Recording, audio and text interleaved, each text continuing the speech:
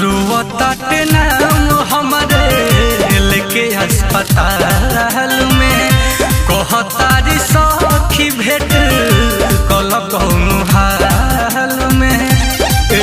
सुनता तनी हमरा जान के खबर पहुंचा दो, बड़ी दर्द बा।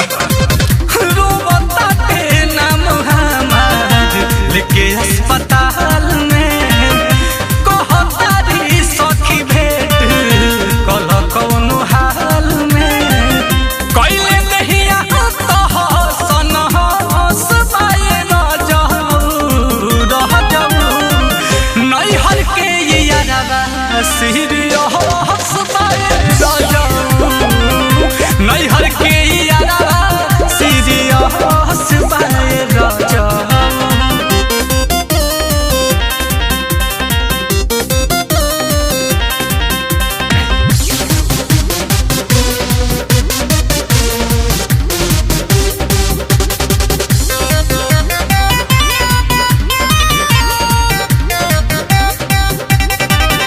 सैया नील कमल के सुधा कर पर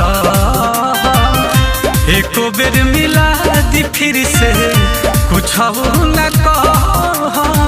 अरे हमर बात मानी, अंतिम मिलन में एक बार जाए।